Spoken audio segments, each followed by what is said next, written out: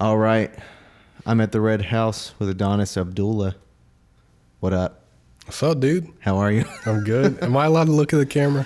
Yeah, if you want to. You can wave at him. I just, for dramatic effect sometimes. I got you. So we met in this, what is it called? An accelerator. Yeah, we met in a business accelerator. Are you good with like us talking about your whole business and all that stuff? Yeah, why not? Free promo. Why don't we start there? Cool. Give me the layout of what the business is these days. All right. So yeah, I am the founder, CEO of Home Team, and we essentially use analytics to help small college teams win more games. So like not the D1s, like we really focus on like the D2s, D3s. So like we think of like UNCSA, the Fighting Pickles. Mm-hmm. Like that's our go-to team. Like we want to help them win because they just don't have a lot of money. Like they can't hire a lot of people. They can't buy the cool tech. So like they're really struggling to win. They struggle to get recruits. They struggle to make money. And that's just not fair to the players, to the fans. I went to a small school, so I was one of those fans who had to watch their team lose every week. Mm-hmm. And I just got tired. I have a data science background, so I was like, all right, let me use this brain for something fun. And yeah, so I started this company for the players, help them improve their performance, which ultimately translates into more wins. And we've been at it for like 2 years now, me, two other guys, Ty, Zach, shout out. And yeah, so that's Home Team in the quick 30 seconds. Love it. So have you always been on the entrepreneurship sort of road? Absolutely. It's always been like in me. Like it's in my blood. I'm like a fourth generation entrepreneur. So my dad started a company right out of college, didn't get too far, but he started one right out of college. His mom, so my grandma, she started a hair salon. Her mom, my great grandma, started a daycare thing. So it's like, this just got in my blood to just like go out there, chase these ideas, chase the dreams. Even since like I was a little kid, like I remember writing down in my journal, like little ideas I had. I was like, what if rims could light up? Like that was like my first ever idea. And so like, I was probably like 9 or so when I thought of that. And I remember like I wanted to be a musician, and like me and my cousin had like this idea for like a record label. And we're like 11 years old, thinking of business plans, how we're going to make money and stuff. Yep. And so, yeah, it's always been in me. I think it'll always stick with me, even like beyond Home Team or whatever next project is. Like, I just love it. So that's so interesting. And that first idea, light up rooms. That's good. That's not bad. One of my first business ideas was I was going to compete with Upper Deck. I was going to have like a basketball card company. Oh, I see. Do like collectible cards or whatever. Yeah. And it was going to be called Signature.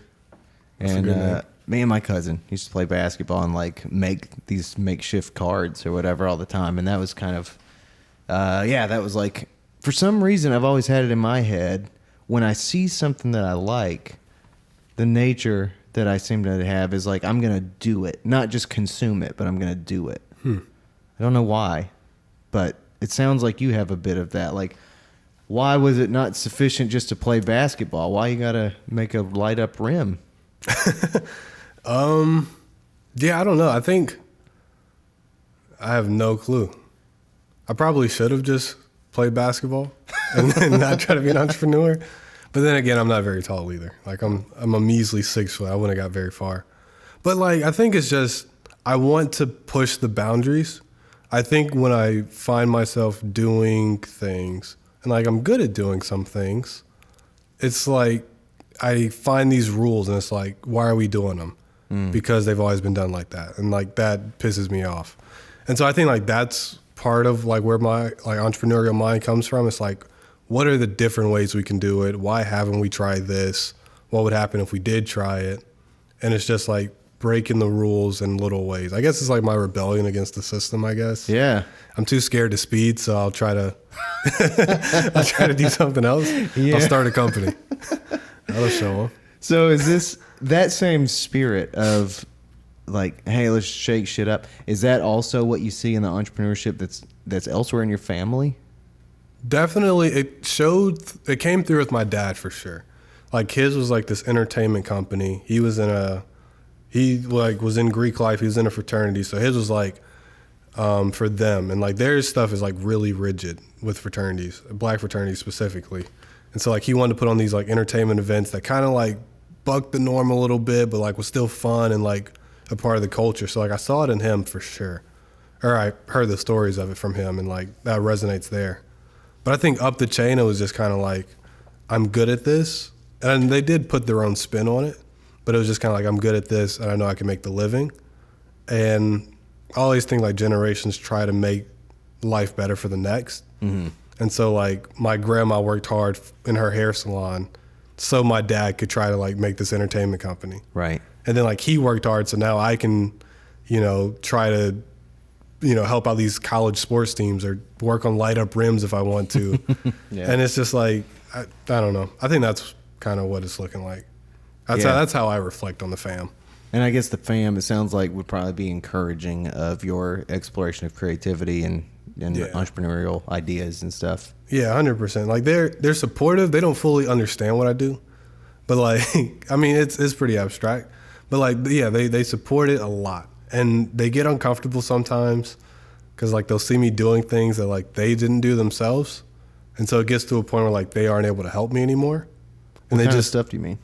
So like, I'm trying to like raise funding right now for my company. And it's like my dad's company didn't make it that far. And so like now as an entrepreneur, like I'm on new ground. Mm-hmm. And he just has to watch his baby boy just kind of walk out into the world, and he can't do anything about it. Yeah.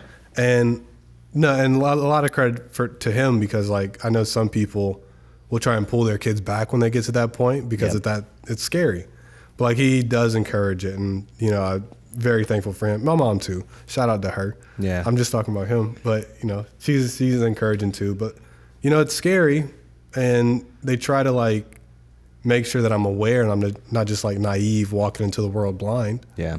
But no, they do support it, and it's made the journey a lot easier. Yeah, man, that's fantastic. Yeah, has it been like that? I mean, like the music career, what's that been like with you? It ain't always been like that. I when I was 19, I was in school and I was working a job I hated, and I remember I was in school for it was music production, so to speak, but it was kind of my specific discipline was music performance under the sort of umbrella of was it music production, something like that. Anyway, I could tell that this path wasn't going to get me where I wanted to go, and so against all best judgment, I told my mom, like, this sounds a little ridiculous, but I think I'm just going to like not go back to school next semester and quit this job and start trying to pursue the music thing. And she, I don't know, I could just hear it in her voice. It was like, oh God, like this is going to be interesting. But she was like, I mean, you got to do what you got to do. Like we'll support you. And it was like a reluctant version of support. Yeah. No one thought that, like, no one saw quite what I think my generation was seeing, which was like the internet was changing the way that you could do not only business but the arts as well. Like, it opened doors for people in a way that was hard to wrap your head around. Like, you could, I mean, my mom took me to Guitar Center once, and we spent like $150 on a studio in a box, and it came with like a 2-channel interface and some speakers and some cables and stuff, and it was like, that wasn't possible in 1981 or whatever, but it was for me on the come up. So, also dealing with tools that they just didn't understand, and with reluctance and with sort of some panic, some thoughts like, oh, is this just going to be a bad thing? They did what they could to be supportive of me, and then as things started looking more promising, they were super happy about it. And even now, when I try to justify kind of stepping away from more traditional paths and going back toward the arts, they get it now. They're like, you got to do what you got to do. Yeah. Do you try to like how often do they ask favors? Favors? Yeah, like is your mom like, hey Tyler, come sing? It does happen sometimes. My mom kind of knows better now. There's been a couple of weird things. It happened more often in my early to mid 20s, and I'm 33 now, so it was like a decade ago. It was a lot more common for them to think that it was appropriate to like, we're gonna have him do a drum demonstration at a birthday party. And then that would be really awkward, and no one would enjoy it. And it was just like, this is not Spotlight. This is just everyone's uncomfortable. 2 years ago, I wrote a song that was about my grandparents on both sides of my family. Mm-hmm. And Which one is it? Which song? It's called "Way to Live." Mm-hmm. I don't know if you came across that one on YouTube or anything. That's on. It's not on Spotify yet. Oh. So my grandmother heard it. And then she asked me to come play it like at a family Thanksgiving or whatever. And that also was very awkward. It just never feels good, you know? I don't know. It's a weird thing. It's a weird thing. The line with family. Yeah. So you said you wanted to be a musician. I mean, what was that? When was that? Dude, that's a dark time in my memory. Really? Yeah, it was terrible, dude. It was fourth grade, so I'm like 10 years old or so. And in my mind, I was like, all right, I was like, I'm gonna be a rapper because that's the cool thing to do. But my parents didn't really let me listen to rap music like that. That was like, they were like coming back around to church. Like they probably like started going back to church like third, fourth grade. And so it was like, that was the only thing we could listen to. I said I want to be a rapper. They're like, well, you better talk about Jesus in these raps. Mm-hmm. So I had to become a Christian rapper. And I remember, like, I was like all in on it too. And like I recorded this album for it, put it up on Groove Shark. I don't know if you remember Groove Shark. Groove Shark. Was that like LimeWire or whatever? Was It that was like a kind of like, it BitTorrent was like thing? Spotify before Spotify. More like, what is it? SoundCloud, in the sense that like anyone could upload music. Yeah. But people would use it for like radio hits and stuff. But yeah, like I had like this like proper album up there. Like I remember like in my elementary school from like 4th, 5th, 6th grade, like they would ask me to like rap for different projects and like for the school and shit. Really? Yeah, so like it was kind of fun, but I was terrible. Uh-huh. But like we were like 4th, 5th graders, no one knew that I was terrible. They're just like, oh, this kid raps. Listen to the beat on this. Listen to the beat that he found off of YouTube and just put on his thing. Yeah.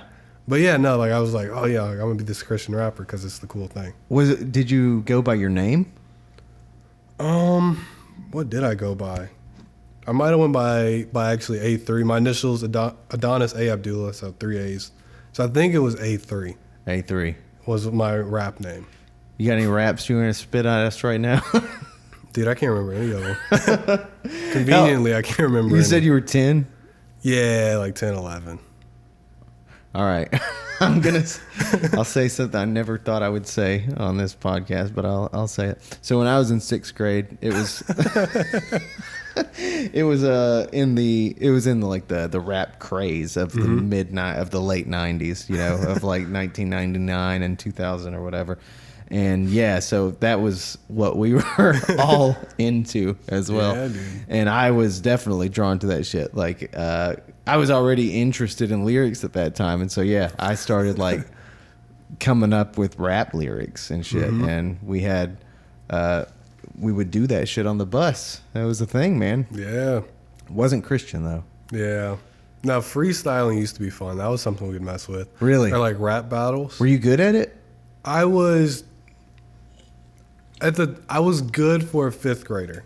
The problem is I'm still at a 5th grade level. So like I'm not gonna do it now because it'll sound terrible. Gotcha. But like 5th grade, like I had some nice burns on it, you know? Yeah. Yeah. Like I could it wouldn't be like an extended verse. I couldn't give you a whole verse freestyle, but I could give you like a nice like 1-2 rhyme. Yeah. Yeah. Like a ABCB thing.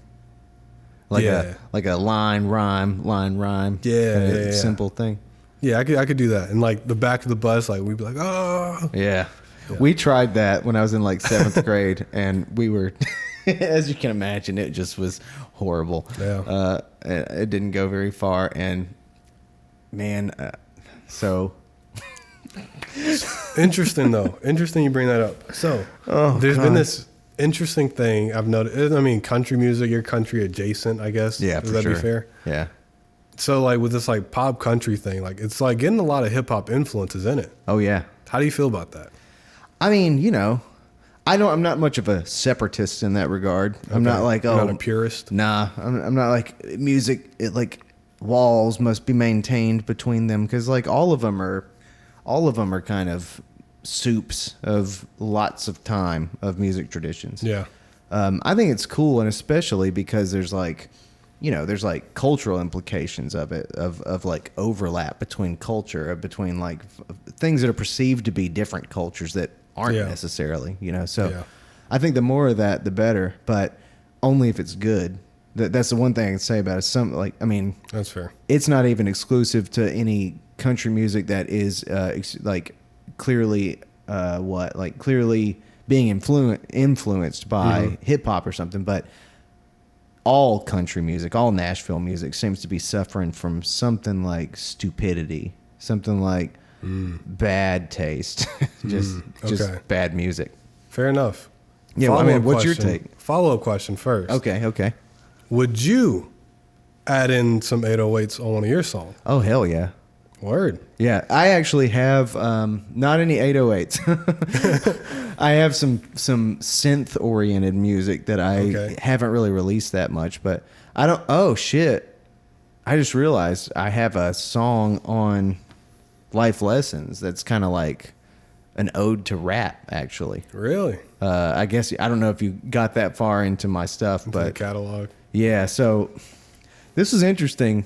This is interesting. Tell me what you think, and if this sounds insane, just tell me it sounds insane. Okay. But I got fascinated with this idea that people thought that I was like really into Future. A lot of people were really into Future at the time. Like the artist? Yeah. Okay. I still really like Future, but I noticed that like people seem to think that was like a unique thing for like white kids to be in the Future or something. And I was asking the question, like, what is that about? Like, what should it be weird if there's like ethnic crossover between musics or something? I don't know if it should be weird, you know. So I wrote a song kind of mocking that whole perception of distinction between the two, and it's called White Girl, and it's all about like sort of people vacationing in what they think of as like this separate culture than their own or something. That was a really good way to put it too. Vacationing in a different culture. Yeah. I like that. No, I don't think that's a crazy idea at all. I think that makes sense. Yeah. I thought it would be like really controversial when I did it, but I don't think anybody even noticed. Well, yeah. swing and you miss. Yes, swing and you miss. Yeah, I mean, I don't know what it like. Well, what is your usual? Are you into country at all? I do listen to some country, yeah. What kind of shit you like? More like the modern stuff. Okay. Like real big Luke Combs fan. Luke Combs, North Carolina guy, like out of Boone. Yeah. From Boone, yeah. Huh. Okay. Love that guy. Listen to Kane Brown a good bit. Russell Dickinson. What's the other guy? Tip of my tongue. Walker Hayes. I bump his stuff a little bit. So Walker Hayes. That name I know. The other ones I didn't. Walker Hayes. His newest big song, the one that put me on, was Fancy Like. Oh yeah. Yeah. Yeah. Let me think. Kane Brown, he's almost a pop artist now, but a lot of the country I listen to is like pop country. All right, so let's talk about Fancy Like. I love it. You love this song. I love it. Tell me about what it takes for you to love this song. I think it's so absurd. Like Fancy Like Applebee's on a date night. Got the Bourbon Street cake with the Oreo shake. Whipped cream on the top too. Dude, like it's so like you get to a point where you're like, what is he talking about? And then What the fuck? I don't know. 1 second. Yeah, you're good. Sorry, sleepy. I think the gods are angry. All right. I was like, that might be copyright. You said too many lyrics. I got this new book in the mail, man. I gotta show it to you. What is it? 1,000 design classics. Oh, whoa. It's like I might love that. It's like a century of badass design shit. It's good. Oh, hello, my love. Deer Park is trash. I understand it. Everyone tells me that. It's bad. Like that 6-pack was the cheapest thing in the store, and I understand. Like the generic version costs more than this. I don't know what they're doing, dude. They're taking deer piss. How is water bad? Never can. It's just bad. Proudly sourced in Florida. Oh, that's what it is. Have Floridians ever flaunted their water quality? Nah. Except for that one guy that liked the swamps a lot, and he decided to go hang out in them. I didn't know about that. Yeah, it was like he went on vacation with his girlfriend, and then everyone was really worked up about it. I don't remember why. And then he went into the Everglades. All right. Did he come out? Mm-mm. He sure didn't. Well, that's all right. So you don't like Fancy Like. That's what I'm gathering. That guy, man, I don't, it's not a good reason. It's not rational. It's not like I have a real point about it. It's just, I heard his song 90s Country, and he's just tall, handsome, boring, uninteresting. Yeah. And he, like, this song 90s Country that he did, it was all just like, I just sing songs like this, and they're about retro stuff and things that are low hanging fruit. Yeah. And I felt the same way about Applebee's. Like it's just like, I know country, but I don't know. I need to shut up. No, go. It's like he references, I think, Cookout and Wendy's in the song, and those are authentic references or whatever. But I guess the point is this dude, maybe he legitimately enjoys Applebee's. Maybe it's not my place to judge the authenticity or the truth of this song, but there's just something that makes me ashamed and embarrassed when I listen to it. It's just like, so I think it's a part of the culture that it's something that you can find charming and laugh at, and for some reason I'm missing that in my whole personality, and I don't know why. I don't know what that means. It sounds like I'm cynical. I feel like I'm being cynical about it. Maybe. I mean, but at the same time, like, you are like the artist. Like you understand what good art is supposed to be when it comes to music, I guess. Only in my idealistic brain, but you know, or it's maybe but you understand like objectively like the techniques that go into it. Yes. And like the different methods that they're trying to pull, and like, you know, like that's like a cheap, like they're going for a cheap reaction on that. Like they weren't digging for anything. Yeah. Like you understand that, and so that's fair. It is, and it's, you know, I go to the links that I do to write songs in a certain way that Exactly. are of a certain language. I would never, ever, ever endorse Applebee's in a song of mine because I think of that as like an extension of marketing or like fucking, I don't know what. Like it's Right. like it's so much putting this cheap stamp on the modern day, like fucking, and I don't even like Applebee's. Like, I can't stand Applebee's. Right. It's like the worst of all of the chain steakhouse places. It's garbage. It's so bad. So I don't know. There's just a lot there. Yeah, that's fair. So when I was in about 6th grade and we were into rap, I accidentally left one of these rap lyrics like laying on a coffee table or something at my house. Oh no. And I didn't know it. And my my dad like came up to me one day and was like, "All right, we got to talk." And I was like, "What?" And he was like, "You know, because he used to just kind of let me go through his CD collection at my own, like, whatever, and didn't censor it in any way." He was like, so I let you listen to all this music and you assure me that it doesn't influence you in a negative way. And I was like, yeah. And he was like, I'm going to read you something. And then he started reading the lyrics to one of these rap songs, and it was humiliating. It was fucking humiliating. And I was like, I was lying. I was like, somebody else wrote it and they gave it to me and it's just whatever. Right. But yeah, there was no getting out of it. Yeah, dude.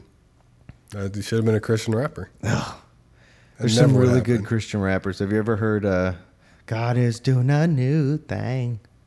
Never. Oh, buddy. I'm going to turn you on to some good shit. All right. So God is doing a new thing in our lives, Lord. We're doing a new thing through Jesus Christ. God doing a new thing. You know Carmen? No. Oh, man. This is all like probably early 90s or mid 90s Christian rap. Right. Yeah. Who is Christian rap? Do you know any of those guys? None of the ones that you just named. No, I think the biggest guy now is Lecrae. Oh, I don't know who that is. He's this new age guy. He's done a really good job of making it sound like mainstream rap. Like, unless like you're just really listening, you wouldn't even know it's Christian rap. It's like, I think he almost won a Grammy one time for one of his pieces. No, he's probably the biggest. Dude I listen to a lot is Andy Mineo. That's my guy. Then there's like a bunch of like smaller guys who've been around for like the past 10 years, but. Well, I mean, yeah. So let me ask you about this subject, and not in a challenging way by any stretch of the imagination, but like, so we were just talking about this the other day. Like, it's from what I can tell, this is like part of your upbringing, and you're unusual as far as I can tell, because almost everybody I know who was raised with Christianity as part of their identity now resents it and distances himself from it and has a super cynical like view of it. Yeah. And I don't think that you fit that description. No, I'm not cynical of it. I still like believe in it pretty strongly. I'm not like the person who like wears the hoodie and like that is my identity, but like it is like still a pretty meaningful thing to me. And I think for me, it's just like, it could just be like I've gone through so many tough things, and it's like I need something to hold on to. I think that could be part of it. Another part, even though like the church is like pretty foul, and like I do like question some of the doctrine a little bit, admittedly. Like I still feel like a lot of it still connects, and like it still resonates with me, and like I don't think it's just like a whole bunch of garbage. Kind of like what you were mentioning when we had talked about it, like the how did you say it? Like the philosophies underneath it are like it's still like true stuff, and like at the very basis of it, it's just like just live like this to be a good person. Yeah. If nothing else, like you don't have to put like the Bible label on it, like don't kill, steal, cheat, whatever. Well, that's just like good people stuff, and so I think like I vibe with that, and then like it's just like at the very worst, it's something for me to hold on to. Yeah.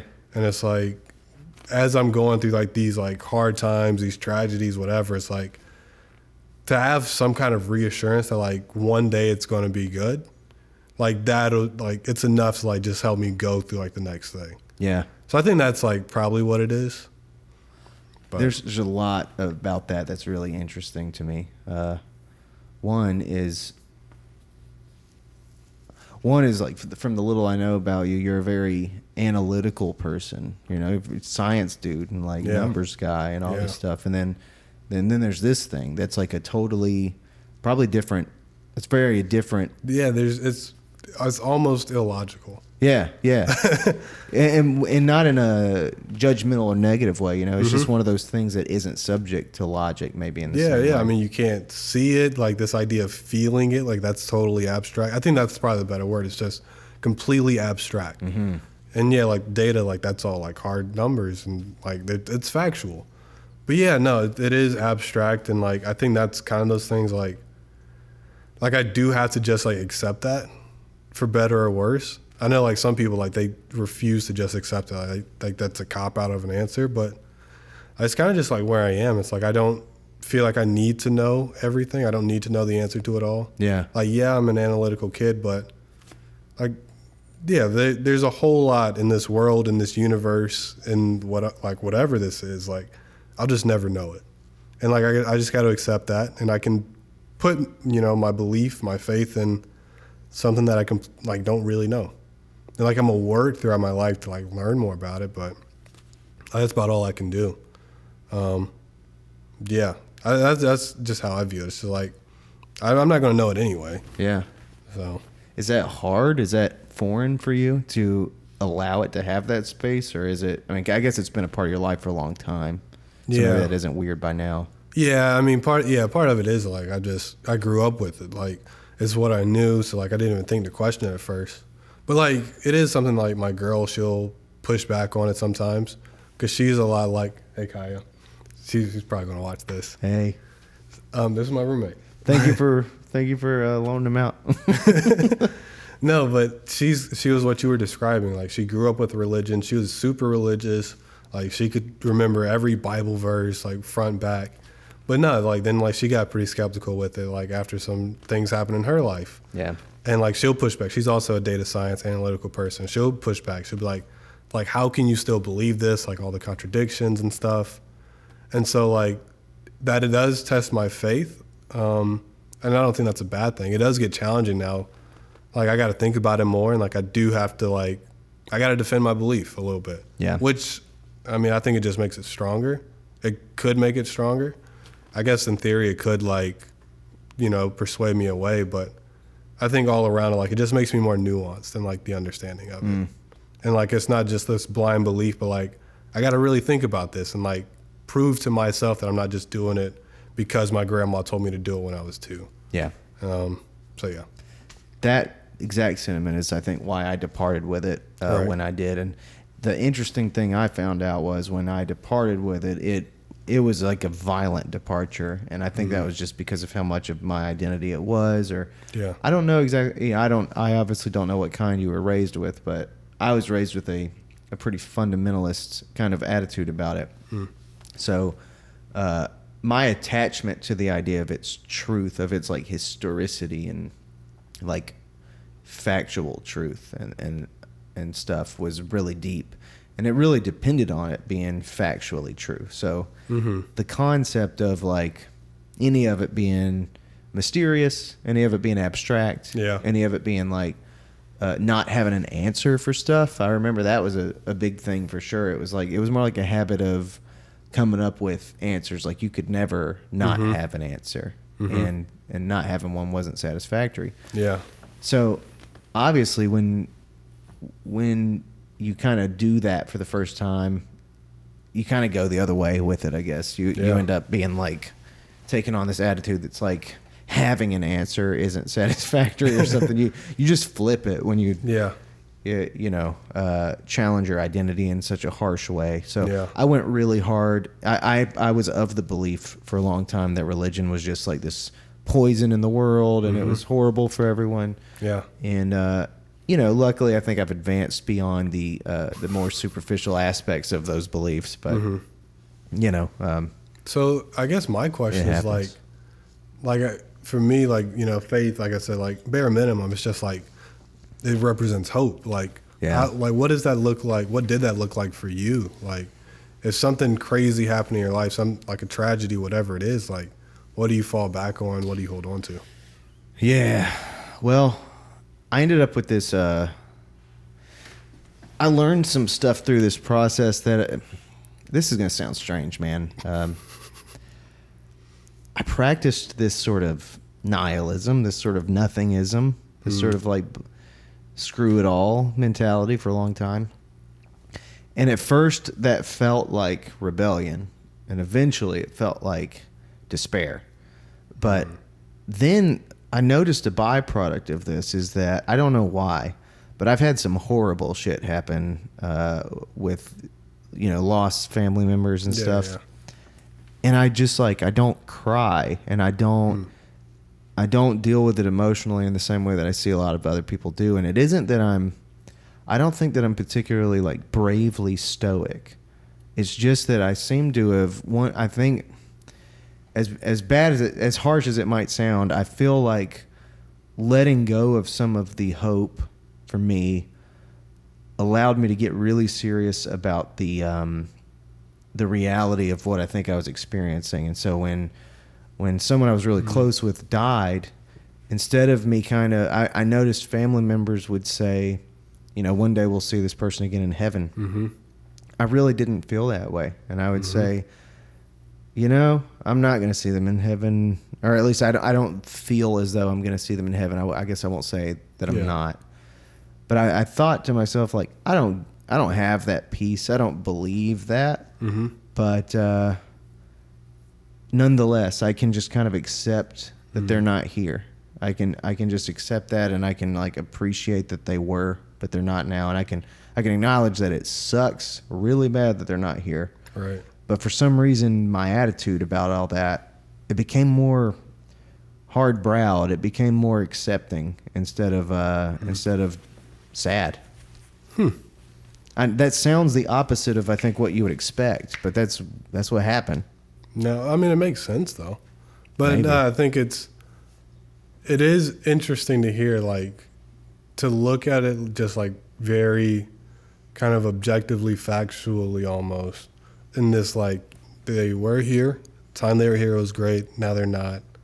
And I think to be able to find acceptance in it, I think like that's still super cool. Like that's what you would want in the end. Yeah. And hopefully like it's a healthy form of acceptance. It's not like I'm going to say it's acceptance and then like force myself to accept it. Yeah. Without like really like expressing like all the emotion and feeling it. 'Cause I do think it's like important to feel it, but I don't know. I think ultimately, like, if you come to that conclusion of like, all right, I accepted it, and you can keep going, then yeah. Well, I think there's a flip side too. There's like the positive side of belief, mm-hmm. and that is actually where I suffer the most. It's not It's not so much with the negative side of belief, but like, so for example, I get the impression from you that you're really driven to accomplish your goals and stuff. I don't know if that has anything to do with your religious beliefs or if that strictly has to do with like beliefs about success. I don't know what that looks like for you, but for me, I noticed that since I lost, I think, a religious identity, Mm-hmm. and I've gone so far as to challenge myself to have even fewer identities than that, like to try to really have as small of an ego as possible in the way that ego connects to belief systems. Mm-hmm. I've noticed that makes my life a lot harder in the way that it makes me feel less driven towards success or something. Long story short, from listening to other people talk, what I seem to be noticing is that when you can believe in something really positive, Mm-hmm. you're more likely to pursue positive goals. And that's something I feel like I'm missing by having given up my religious identity. Yeah. Sheesh. That makes sense. And I resonate with that too. Like, part of my drive is like somewhere, somehow, however it's manifest. Like I feel like I'm like called to do things. I'm like supposed to do certain things. So I definitely makes sense. And like, even like when things are getting really hard, like, like entrepreneurship, like this is tough. And like, I do just like want to like quit some days, but it is like, I feel like I'm supposed to keep going. And like part of the promise of Christianity, for better or worse, is that like, all things will work or whatever, come together, the cliche. But like, I do feel like, like there is like this like really good thing out there. I believe in that really positive. So let me just keep working and like, aim for the stars, land on the moon or whatever. I guess it's something like that. I don't know. I mean, but that makes so much sense. Like, we've heard that our whole lives, probably. All things work together for good for them who love the Lord. It's really easy as a kid to think of that as just that's a Bible verse you memorize. Mm-hmm.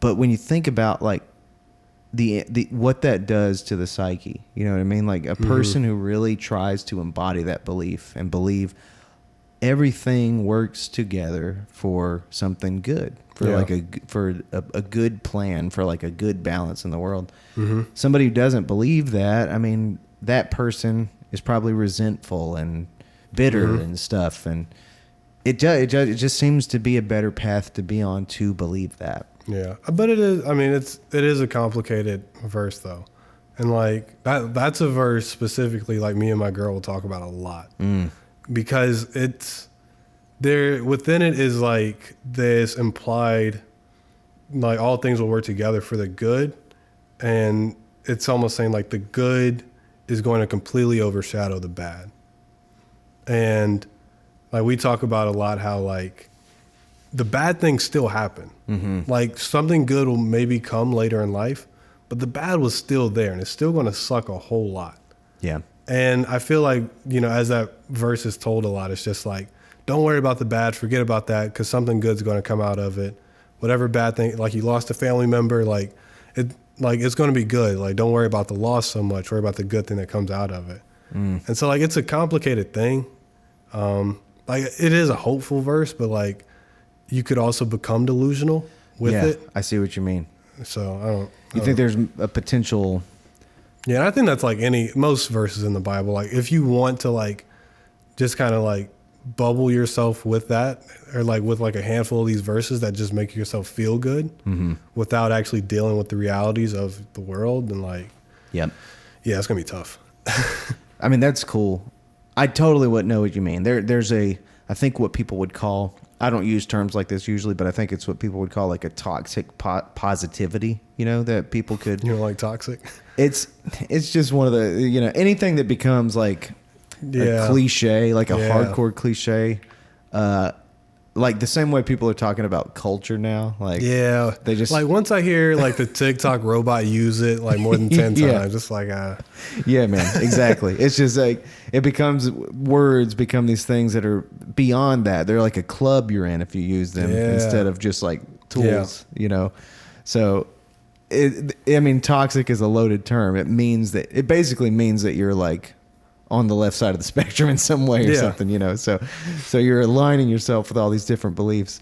But regardless of that, the theory as it stands would be something like, yes, that it sounds like a toxic version of positivity that could be practiced by just only seeing the world through these sort of rose-colored glasses. And, oh, you have to be positive all the time because you're a Christian. I've definitely seen that in my life, and in the South, I think that's a pretty common thing. absolutely, you know.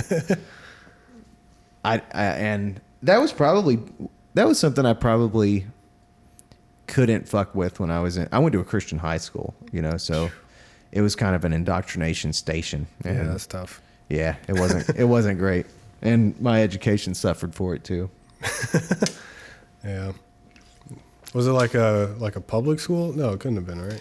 Yeah, no, it was private, and it was like very small. You struck me as a private school kid. Yeah. I definitely. Yeah. Is it the Patagonia? What is this? Maybe. No, it's like I don't know. It's like if Walmart was your usual private school, this was like the Dollar General. It was like I see. Smaller, cheaper, shittier. Yeah. Like everything's a little more fucked up. But I don't think anyone's ever compared private schools to Walmart, but it's like a public school thing. I guess you're right. It's just a Target to Dollar General. But Target to, I don't know what we were still Dollar General. Yeah. It was real small. And I was the starting point guard on the varsity basketball team, and I'm like 5'6", so might be 5'7", depending on what shoes I'm wearing. But there you go. Yeah, so if that tells you anything, like tiny school, if I was even on the team, you might have been great though. I am decent. Next Chris Paul. I'm kind of decent, but not next Chris Paul level. Rumors have it that you had 13 D1 offers. Is this true? Did you? This is when I Googled you. Did you see the Forsyth Women's article? No. Dude, that's so funny that you just said that. What's this? I got to tell you this story. You're a sports guy. So, first time when I first started getting some local press as a musician, Forsyth Women's Magazine reached out and we're like, yeah, we want to do like a profile on a local musician and we'd love to talk to you. I was like, word. So they interviewed me and I made a joke during the interview. I said, you know, they're doing my biography and stuff, and I was like, yeah, when I was in high school, I was all about sports. I played basketball and stuff. I loved it, and I was like, but left school, and my dreams to be in the NBA didn't exactly pan out. It was I probably just got an injury or something. It probably isn't because I'm like short or whatever, and short and not that good. Yeah. The article came out, and it actually said in there, Tyler Nell had a promising NBA basketball career ahead of him until a sports injury. Wow. And I was like, oh no, they printed that like it was a fucking fact. And I actually had people reach out to me like, I had no idea you were so good at basketball. Wow. I was like, I'm fucking not. It was a joke. It was a joke now, gone dude. awry. It's real now, dude. So the fact that you just said that was very funny.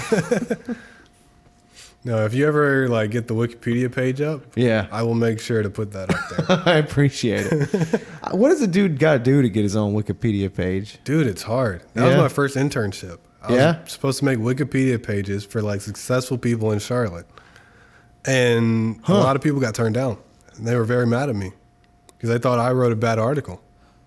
My article is spot on. They got turned down? Yeah, by Wikipedia. I mean, you can just like put one up and then like they have to review it. Like you got to send in like enough like pieces to like go along with it, like articles saying you're important. I see. Yeah, and people got turned down. I see. That's to hurt your ego. You paid someone to make a Wikipedia page for you, and then Wiki said, we're okay. Damn. We have enough of you. What kind of people were these? These were like successful business people, like presidents of companies, VPs, entrepreneurs around the city. And I guess like they thought they made enough money to get a Wiki page. So they're like, oh, surely the president of Coca-Cola Consolidated out of Salisbury, North Carolina needs one. And so he would pay a couple thousand to the guy who ran this company I was working for. Damn. Yeah, and then didn't get a Wiki page. You've done some interesting shit. Preach.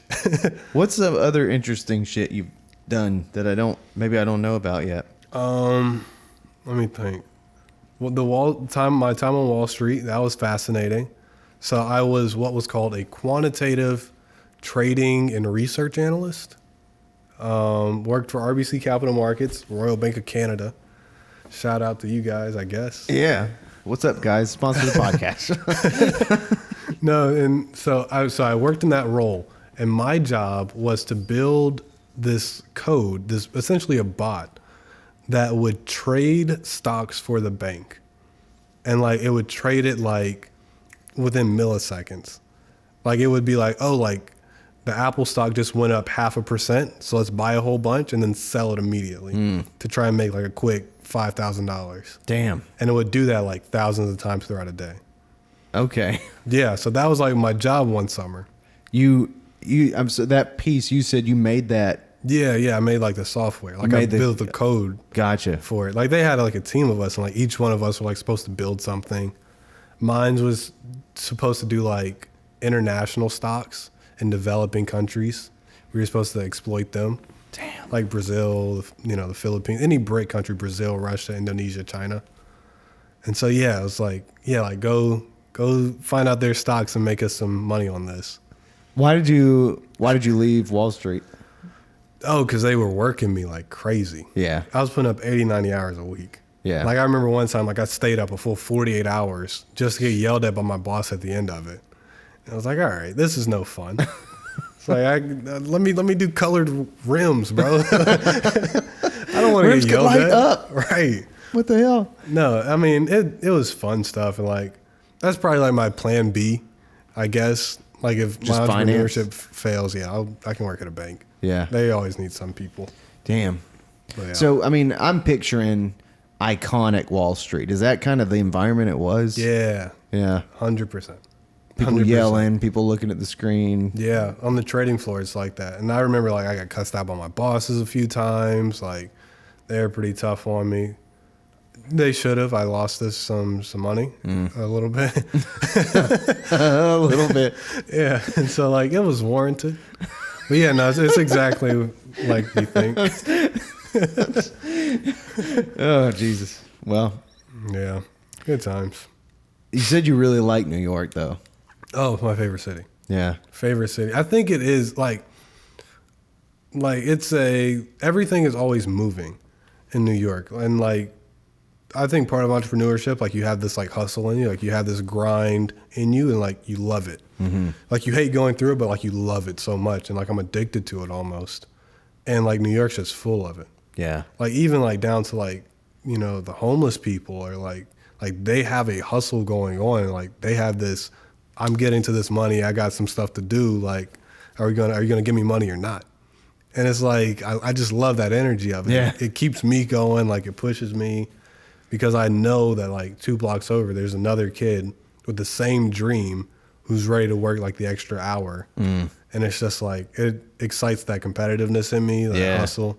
You probably, I don't know, did you feel that like with basketball, like in sports back in the day? Okay. Oh yeah. Yeah. Yeah. And I can get real competitive. It's something I think I kind of hide in a lot of my life these days or whatever. But I mean, even real talk. I mean, I think if anybody told you different, they would be lying. But you know, artists and shit it's that same thing. It's the same kind of like people act like it's a community effort. People act like it's fucking I love this or I love that. But I think deep down for a lot of people doing a creative venture, they are comparing themselves to other people's success and sort of being like, I want to outdo this person in this way or whatever. And I mean, you kind of have to. Yeah.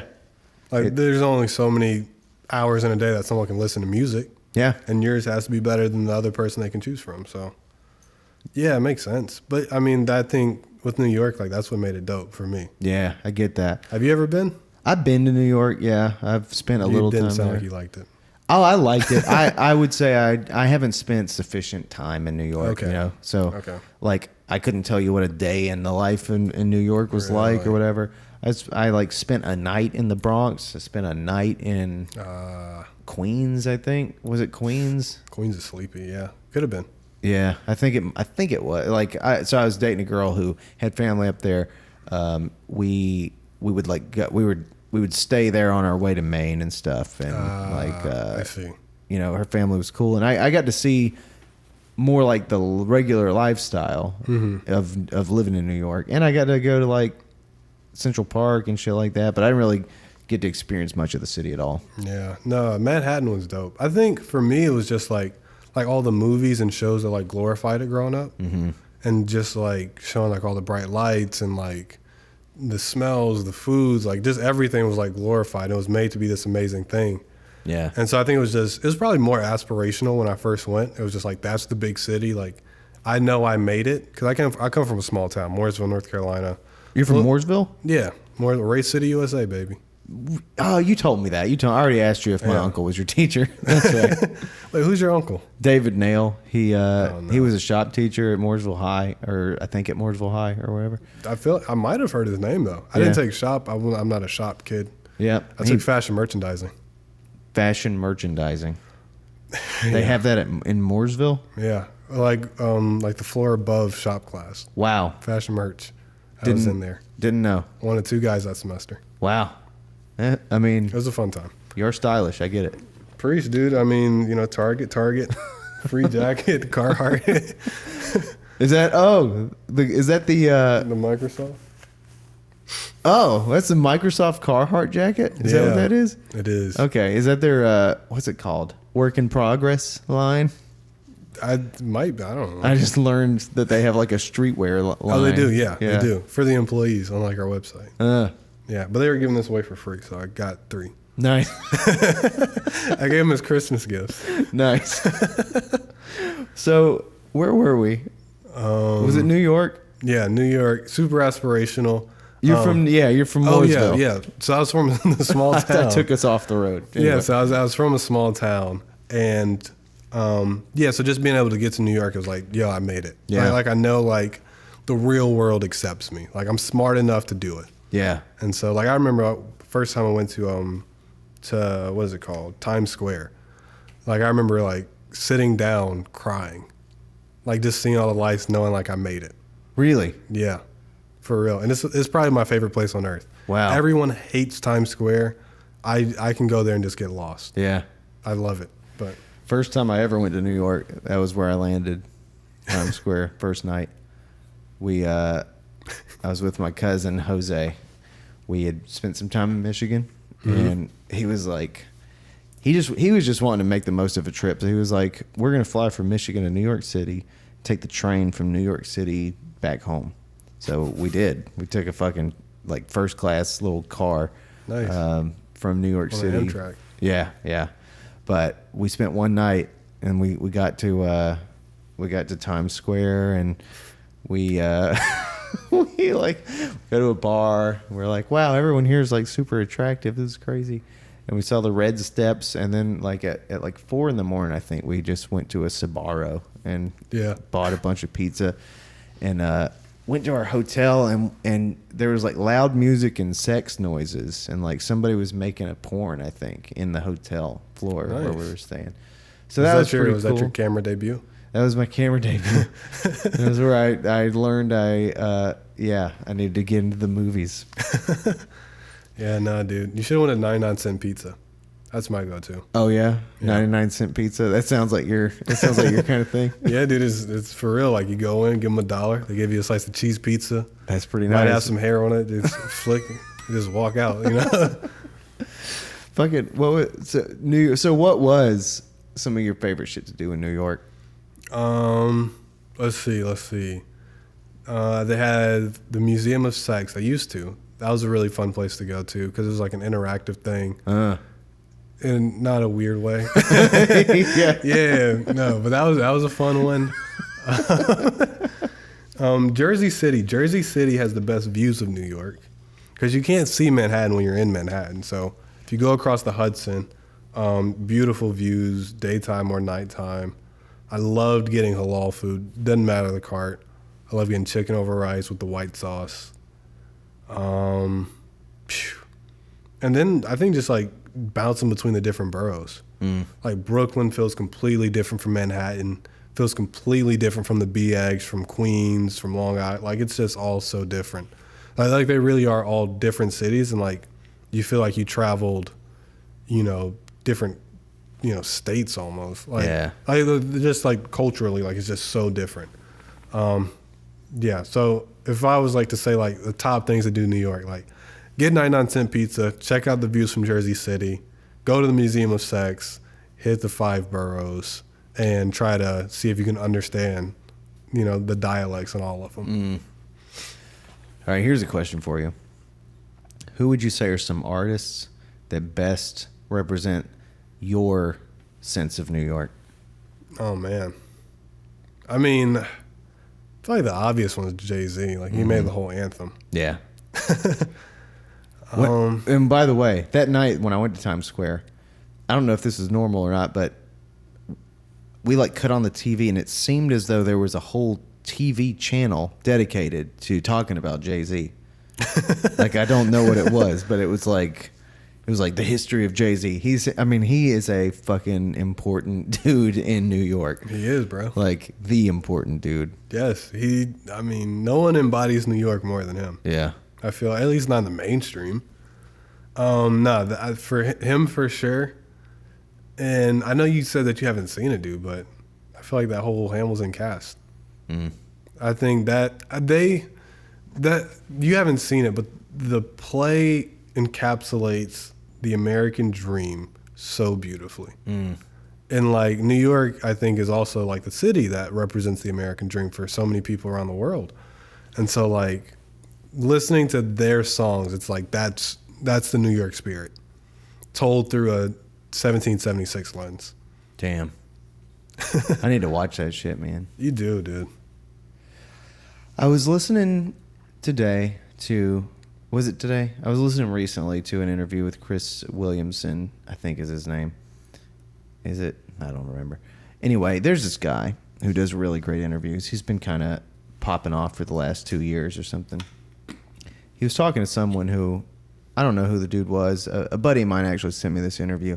And this guy said something that I thought was actually a really well put summary of something about the attraction of cities that I hadn't thought about in exactly these terms, but he was just like, yeah, you're young. He's talking to the interviewer. He's like, you're young, you're fit. What you need to do move to a city. It's way better to be competing in a city because you want to be. It's way better for you to be like doing well among many of the best rather than like excelling in a tiny town or whatever.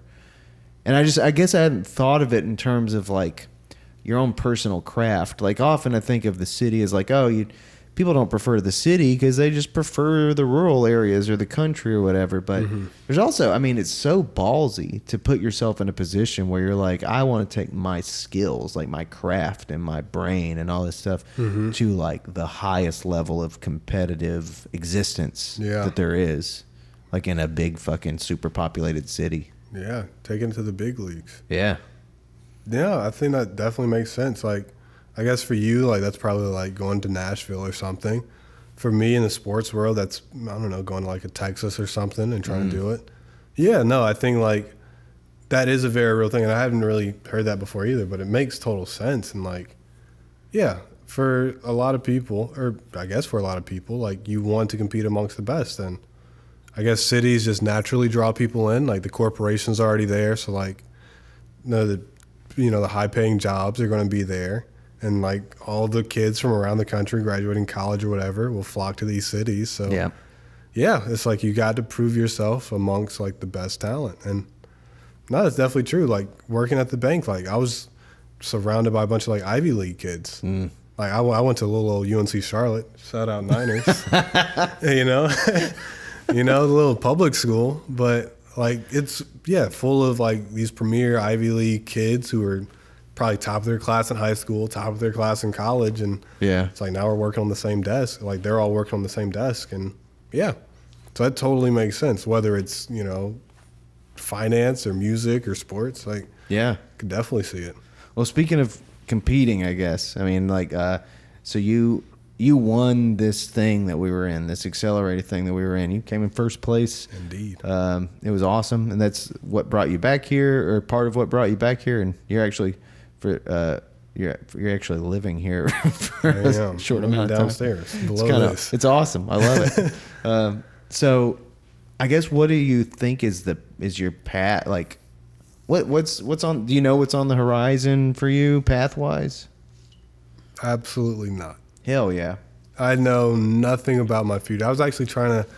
I mean, it's top of the year now. Sorry to date the podcast now. Nah. But I mean, it's top of the year, and like I was trying to like do my budget, and I realized I couldn't do it because I don't know what the heck my life will look like in February. Like I can't even look out 4 weeks because like it could be so different. Yeah. Whether it's like from company success or company failures. Like I could get that big, fundraising effort that I'm trying to do right now. Like I could get my first investor next week, like first major investor next week. Or like I might not get any customers this month and I have to shut down. It's like I just don't know what's going to happen. And I'm like trying to embrace it. Like I'm just trying to embrace all the unknowns about life right now. Life is crazy, Like I graduated in May and like just went full time like as a founder since then. Yeah. And bro, like just like going to Canada on the whim. I stayed in Montreal for 3 months, came back here. Then I went to Chicago for a month, learned some tiling and plumbing work. Now I'm here, like sleeping on the 60-year-old couch. Yeah. Who knows what I'm gonna be doing next month? I thought about going to Mexico for a little bit. I love that idea. And so it's just like I don't know. I don't know what's on the docket for me. The goal, obviously, is to keep going on with this company because I want to keep making the lives of these athletes better. Like I want to keep improving their performance. Maybe they can get an endorsement out of this. Maybe they can improve it so much that they can transfer from a Division III to a Division I. Which comes with that, like they can get scholarships so their family doesn't have to pay anymore, like bigger endorsements, maybe the chance to play like professionally, if not here, maybe like in a different country. Yeah. And so like I just want to keep pushing that. And so like ideally like that's what I'm doing. And I keep using these resources around Winston. I've made the connections, made some really cool friends. I got the office space now. I get the if I want to use that cash that I won, like potentially doing that. So that's what I would want to do. But at the same time, I could be back at Wall Street in March.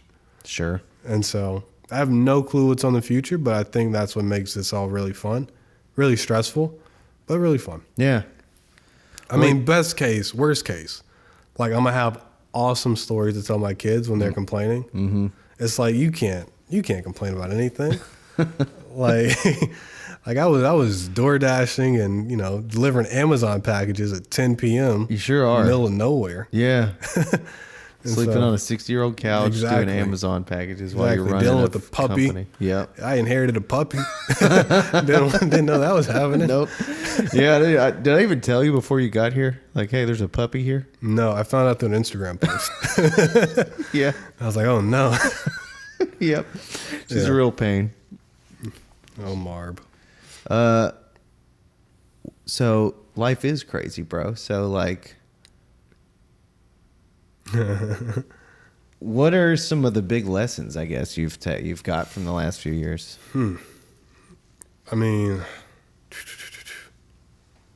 I think like over the last like 7-8 months, I guess just kind of like just stay flexible, embrace the uncomfortable.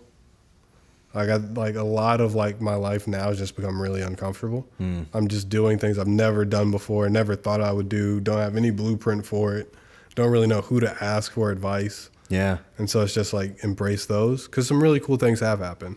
Like I went up to Canada and like I got, it was basically like a study abroad experience. Like I got to learn a new language, understood how a new culture worked. My roommates were from France, Finland.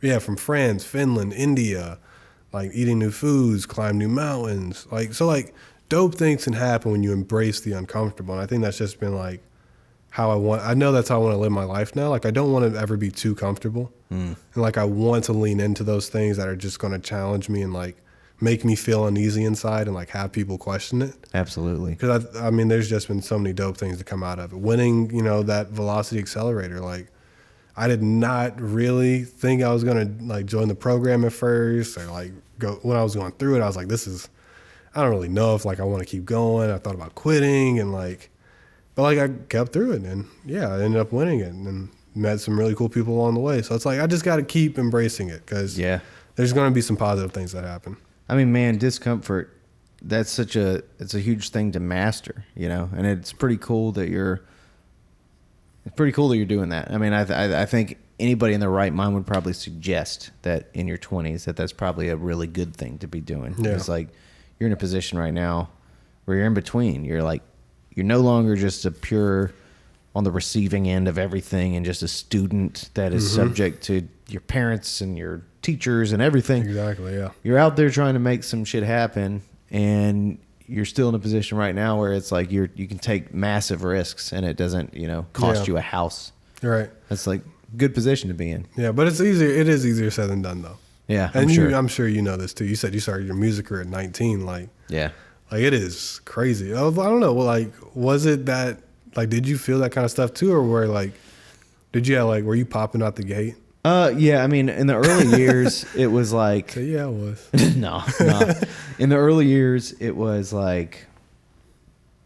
It was like, oh, I'm having fun. I'm kind of entering into this world, and it was a lot of hanging with friends and playing music and just the early first tastes and doing, like I'd get a random little job and just not take it seriously because I just didn't give a shit about it. It was like, this isn't really what I care about doing with my life. So it was kind of like nomadic or old school hippie-ish almost, just kind of like, yeah, fuck the system. Like I'm not going to do the usual thing. Yeah.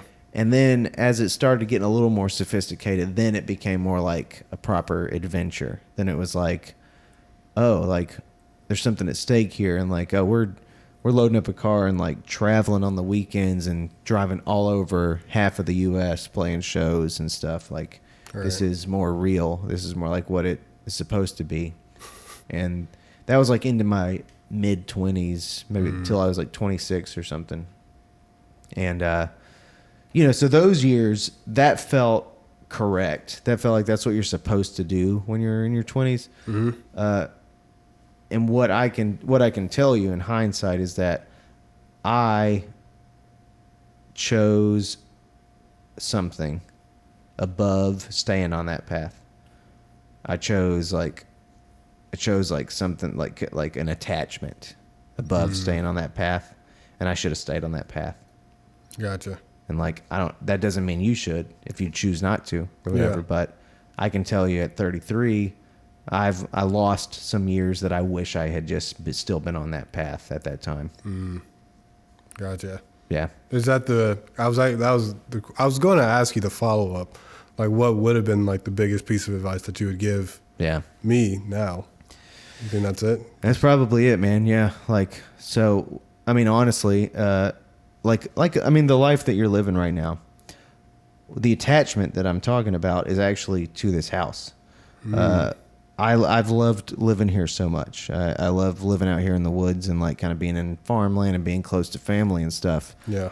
But I remember years ago, my old roommate telling me, he was a more ambitious guy and was always kind of oh, you're not I would sometimes romanticize this lifestyle of living here, and he would be like, man, you got more to do, you've got more shit to accomplish or whatever.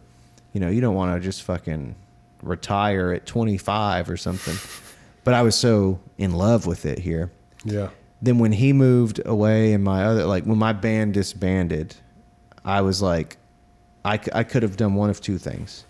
I could have said, well, I'm just going to have to pack up everything into a storage unit, and I'm just going to have to not live here anymore, give up the house and go live on the road and become a musician all the time until I can kind of find stability again. And the other option was I can stay here, get a job, and just kind of plant my feet here. Yeah. And that's what I chose. And I don't regret that. I love this place still. I love the job that I used to have and, the community that I have here. I love being around my family, but I would be closer to where I want to be as an artist in my career had I embraced the discomfort when I was 26 for longer. Yeah, that's one of the things that kind of scares me, coming up soon.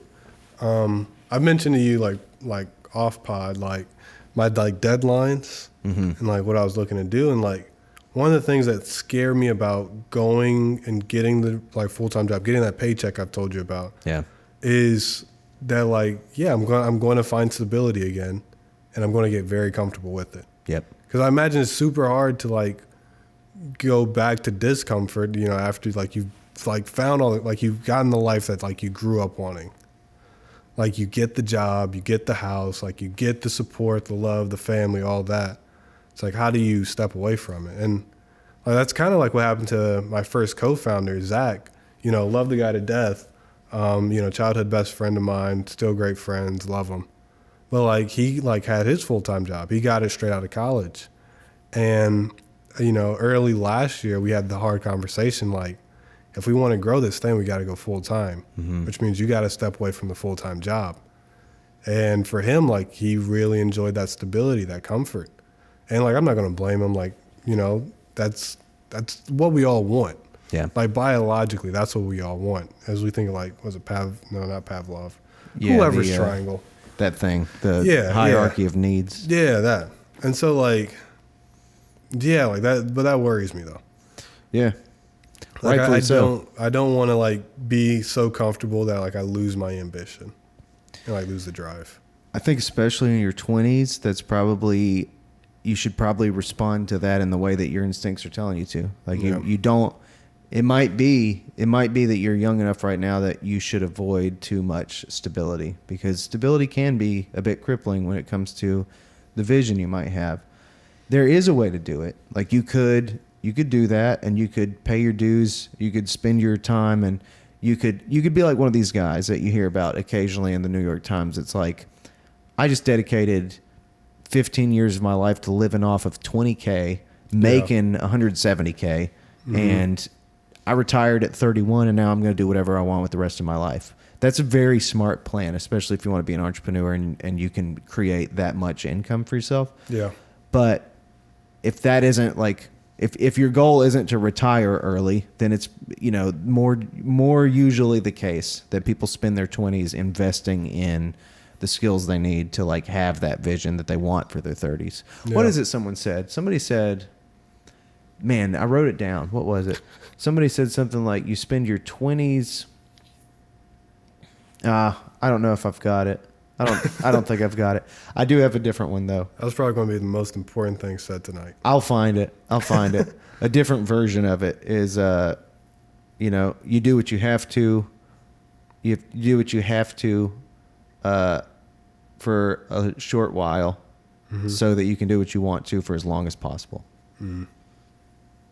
And that's what your 20s are. Yeah. You do what you have to. Yeah. Yeah, and I mean, it looks different for everyone, but Stability, I guess, means normal job, normal income, not having to be an entrepreneur, right? or I mean, you could find that in entrepreneurship. Yeah, that's true. I mean, that's what we're all shooting for, really. Is like, that's what I'm shooting for. yeah, we want to like, how can we turn this idea, this business, this dream into like a steady paycheck? It doesn't even have to be a big paycheck, just a steady one. So like, Yeah. I can get food for me and whoever I live with. Yeah. So. And oddly, some people argue that approach is actually, though it seems wrong, some people argue that that's actually the least risky approach. And because something like when you pursue a place in a hierarchy that you can't affect, and you're just one of many people competing for that space, that's riskier, arguably, than it is to create your own hierarchy and be at the top of it and not be subject to that competition. Yeah. It's harder to get everything in place to stabilize that hierarchy. Right. But harder is different than riskier. Very true. Yeah. I never thought about that. Yeah. Harder is different than riskier. Yeah. That one time I got laid off, and they're like, maybe it's stupid for me to even say this because I'm in my community and I don't want anybody to think that I'm bitter at all about the fact that I got laid off. Like it was COVID and everybody got laid off. Like it was a shitty time. What happened? But when I got laid off, did you see the Jim Carrey documentary, Jim and Andy? No. He talked about his dad in that documentary, and he was like, his dad was a musician, and he talked about how his dad put like 50 years in this company that he got laid off before he got to retire or something, and his dad was just like heartbroken. And he said something like, in life you can fail at what you want to do, or you can fail at what you don't want to do. Yeah. And it's better, if you're going to fail, you Right. might as well fail at what you want to do. And when I got laid off, I was like, oh man, I'm never going to let that happen again. I never want to be in a position again where I am that subject to like somebody else's sort of ability to decide my fate, Didn't you go back? Yes. Yes, I sure did. No. Yeah, I don't know. I'm gonna keep having fun this year, Yeah, man. as long as I can. I mean, once the bank accounts hit zero, I'm oh well. Yeah. I guess I gotta get a job. I guess that's the failing at what you want to do. Yeah. Yeah, but I'm okay with that. I have come to peace with that. Like if I fail, I fail, but I gave it all I had, so I'm cool with that.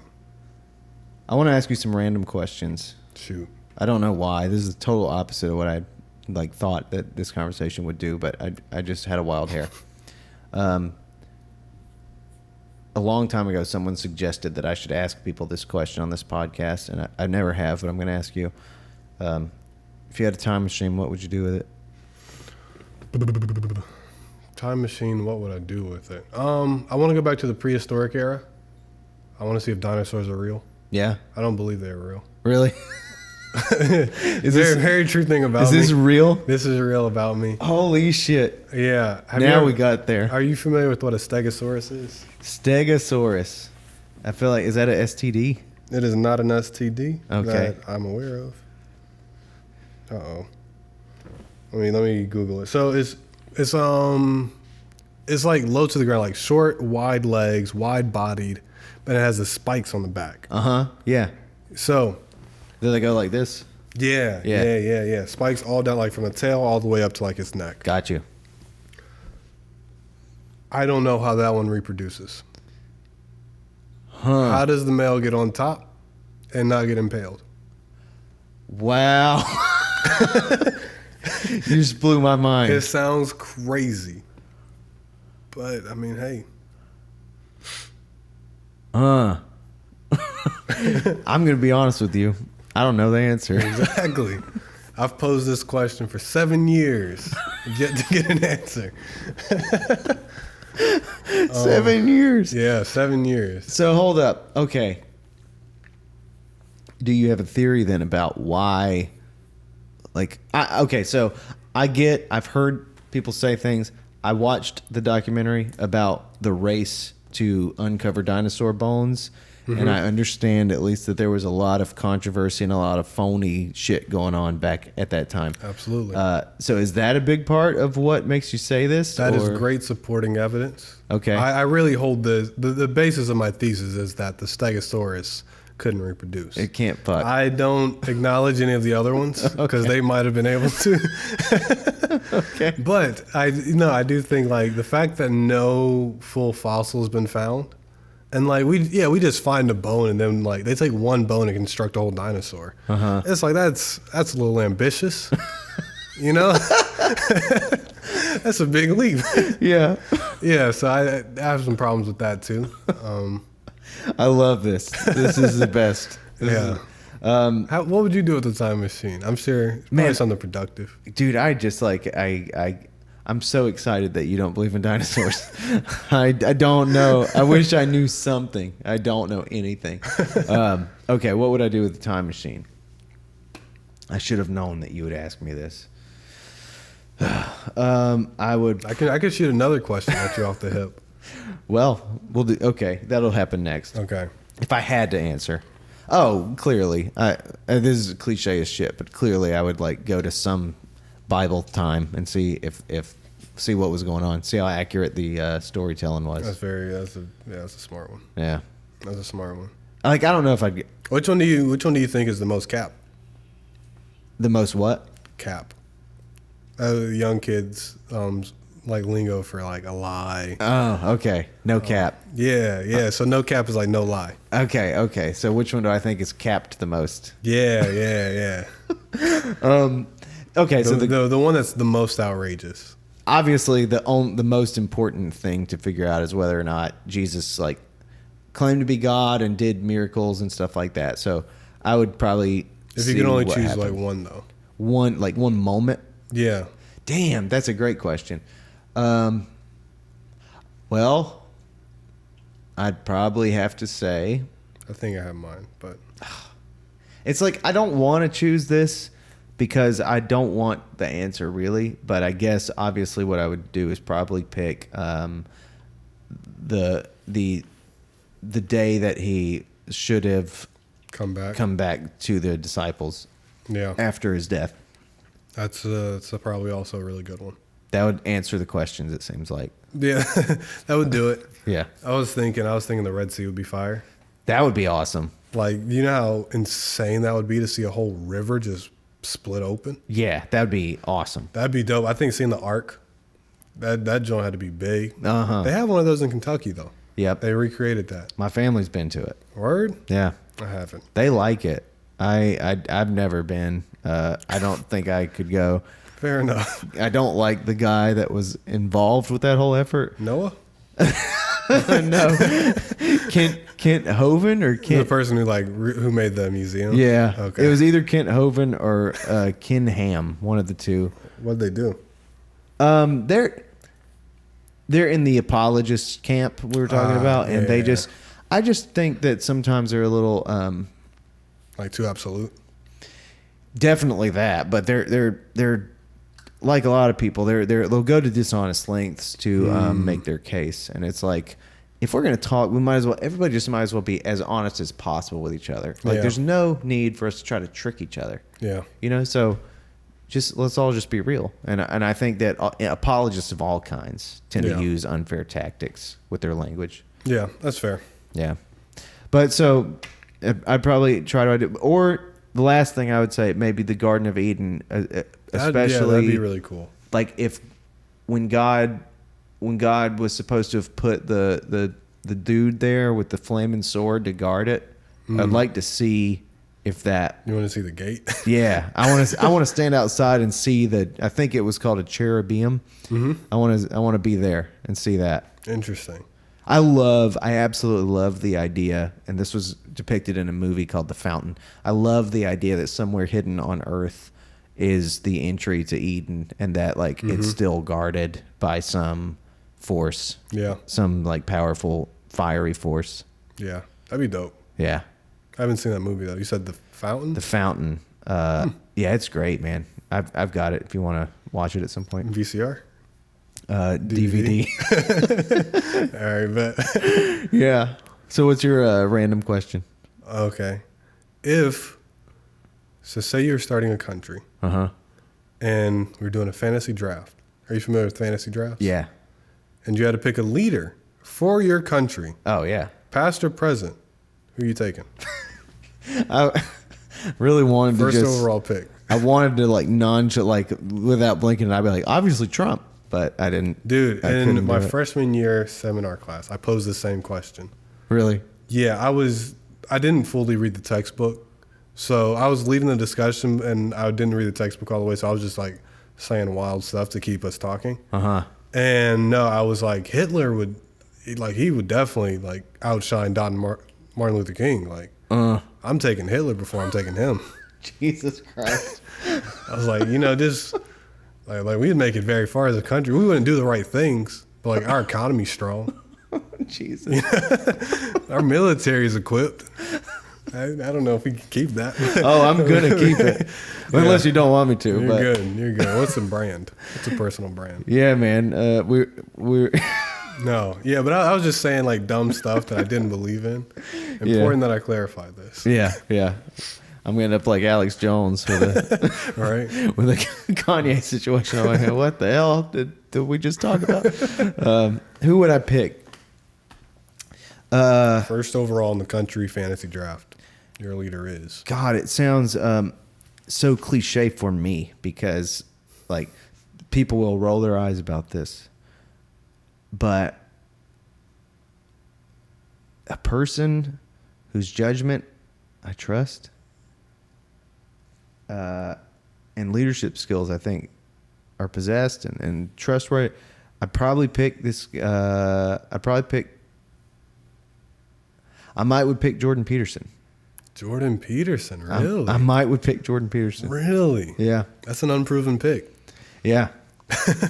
The one thing I like about his mentality about leadership is that he doesn't want to claim it for himself. He's talked before about like if people in Canada wanted him to be the prime minister and like tried to elect him, he would respond to that, but he's not going to like seek it out from them. Yeah. And I think that's like the attitude you want a leader to have. It's like they're not hungry for the power, They just like, but I get the impression that he's the kind of guy that could handle it. Yeah. Huh. That's a similar quality like what George Washington had. Like they asked him to be president. Like he didn't want to take the role or anything. And then like he set the term limits. Like he was like, all right, I want to step down. Like give this to someone else. I didn't know that. Yep. You should watch Hamilton. I should watch Hamilton. Yeah. All right. Did he serve 3 terms? He might have served. He set the term length, but he might have served 3. He may have. He might have before the country was necessarily established because there was a couple of presidents. Yeah. Before FDR, I think also served 3. You seem like you're into history, but a little bit. Okay. I definitely appreciate history a lot, but I don't have like the most specific memory all the time about like names and dates and shit like that. Yeah, I'm bad with details, so yeah. I just say something and say it confidently. Hopefully, y'all go with it. Yeah. So I know that the moon landing was 1969. I don't believe in that either. Really? Yeah. Damn. Yeah. Holy shit. Yeah. I'm like, this is slowly major becoming... red pill over here. I love it. I love that shit. Yeah, dude. So so what is your red pill? I don't know. I don't even know if I'm using the term right. Well, different people, like, it depends. Because some people do use it probably different than that. But it sounds like you're saying, like, alternative to the mainstream Yeah, assumptions. just like conspiracy. I love it. Yeah, love it. I don't think we actually landed on that thing, though. That's so great. Terrible quality on that film. Terrible. Flag's waving. Why is it waving? No wind up there. It's like, oh, this is weird. You know? I did. There was that. Well, it was solved, I guess. So never mind. What was it? There's a popular picture that somebody took of a spacesuit, like Neil Armstrong's spacesuit or something, with the feet, and it didn't match the footprint on the moon or whatever. But that was like, they said it was some kind of footy booty he had to put on top of it. Cap. Oh yeah, why is he putting on socks over his boots? Yeah, what's the boots for? You Right. know? We didn't make the boots ready for the moon. We had to give them some cloth. So what is was it just the race with Russia? Is that the incentive to lie about the moon? Yeah. Yeah, I mean that's a big flex, dude. Yeah. We made it to the moon first? Come on. We have the smartest scientists. You guys couldn't even leave orbit. Yeah. I mean, they sent a monkey up. Ooh. Yeah. We landed. You know. Did they send a lady or a dog or something? Was it? Oh, it might have been a dog instead of a monkey. They sent a monkey first, Okay. I think. They sent someone into space first. I will give them that. That's it. And that, I think, wasn't that a woman? Maybe. I think I think her name was Valentina. I should know. Yeah. But, yeah. They got to space first. So I guess that's a win. But the only way we could up them is to get to the moon. Yeah. And they could beat us if they got to Mars. But our boy Elon's on that. Uh-huh. He's not letting anyone take that title. Damn straight. I don't even know if Russians are still in space. I think they're I thought They might have were the gotten only really ones. upset and just stayed on Earth. That's what we did to them. Yeah. Punked them that hard. Exactly. So That's why we had to lie. Imagine if it was the other way. Imagine if Elon Musk moved to Russia. ooh. I don't like that. Great thought. Don't like that at all. I thought you meant imagine if they had beat us to the moon, or at least said they did. So Yeah, and then we'd be too scared to go. that would have been 1969. That would have been under the Soviet Union. Oh, no. So that would have been like, I mean, I don't know anything, but one thing I will grant neither. is that there was a lot of incentive probably to come out on top of the Soviet Union, on top of communism too, especially in the late 60s. Yeah. So like, More realistically, yeah. if they had like fucking, if the Soviet Union had got to the moon, that would have been disheartening and demoralizing for a lot of That's a lot of big win Americans. for the ideology. Yeah, exactly. Like to show like under this communistic idea that like, you know, like we're all equal and like, but our education, like our scientists, we're still able to outperform yours who are like heavily incentivized by money and all this stuff. Yeah. And like they just did it like, you know, goodwill and interest. Yeah, that'd have been a big L. Yeah. Do you think that anyone's been to the moon ever? That's a good question. I would like to believe that at this point we could get to the moon if we wanted. So I'm gonna say yeah. Okay. Because if we still couldn't get to the moon, what am I doing? Why am I working on sports team stuff? Yeah. I should be working on rockets. Absolutely. I can handle that then. Yeah. According to NASA, I think there's been like 14 people go to the moon or something. That's it? Yeah. Well, 14 Americans, I guess. Oh. I don't know. But Yeah, no, I don't think I'm allowed on the moon. Because the rumor when I was growing up was that you had to be an Eagle Scout to be an astronaut. I've heard that. And I gave up too early. So I gave up on that career path at a very early age. I see. Yeah, so I don't think I can go. Well, I see like myself. I mean, you're wearing glasses. I am wearing contacts. You need 20/20 vision? I believe you do. That's a bummer. Yeah. Biologically, I couldn't be an astronaut. It didn't matter if I was an Eagle Scout or not, dude. You know, you didn't have them eagle eyes. Oh, no. Yeah, there's like a really good Norm Macdonald bit about like you would think that anybody who's ever been to the moon would be like the most famous person on Earth. Right. But really, just the first guys, just the first two guys are famous. Otherwise, it's like people on Instagram, just like pictures of giant asses makes you famous. But like 12 people have been on the moon and no one knows who the fuck they are. Yeah. Pretty weird. I had another. Oh, I want to know what your bucket list is. Do you have any bucket list items?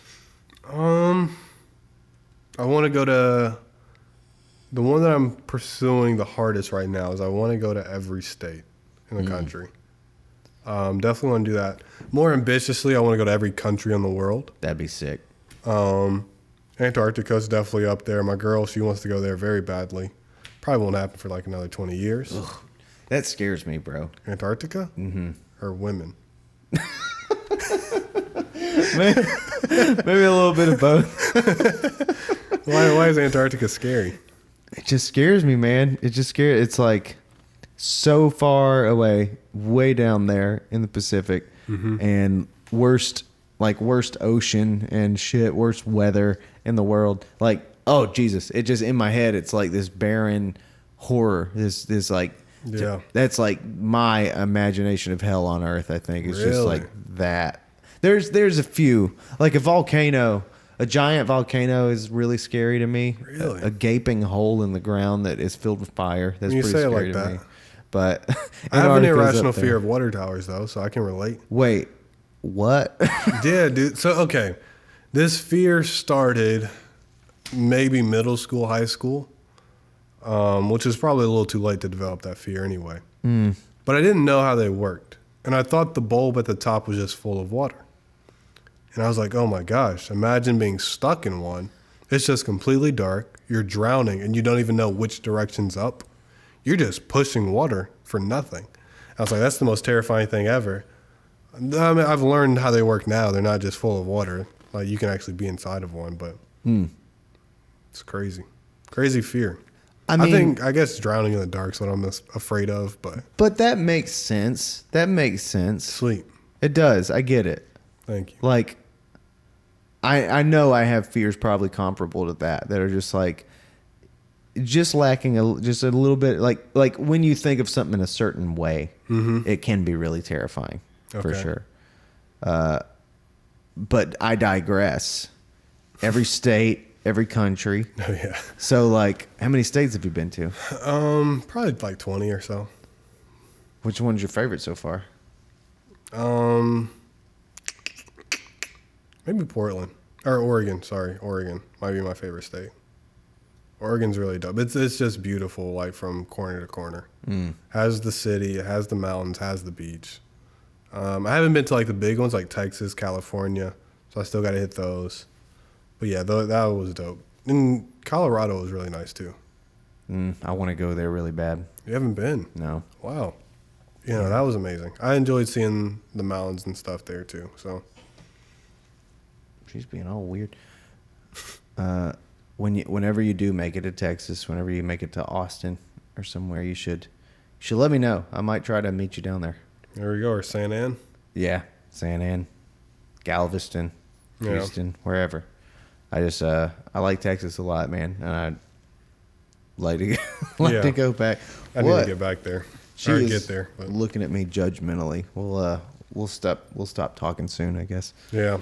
Marble rules. I heard this funny thing. It was like these like I don't even know adages. I think they're what they're called, or like expressions of like how to call someone dumb. And someone was like, "You're as sharp as a marble." I thought that was brilliant. Sharp as a marble. Yeah, sharp as a marble. That was a good one. One was you have 2 brain cells left and they're fighting for third place. That's such a like grandpa thing. Right. That's like a weird grandpa insult. Yeah. Well, I won't keep us. I want to keep talking, but we're both verging on tired, I think. So, and you probably got a work day ahead of you tomorrow. Yeah, I got to start deliveries at 7. Do you really? Oh, Yeah. And 7 in the morning. Fun. Yeah, but it's groceries though, so that's the easy ones. That's early for groceries. All right. Well, I'm like the milkman, dude. I'm a modern day milkman. I mean, this is a unique experience. This is a unique opportunity we have here, because you're going to be living here for at least a month and maybe for longer. So I think it could be an interesting thing for us to do maybe more than one episode. Maybe we can like get to know each other better through this process. Yeah. So I don't think this will be the only one we do. Awesome, bro. For tonight, good night. And I guess that's it. Later, people.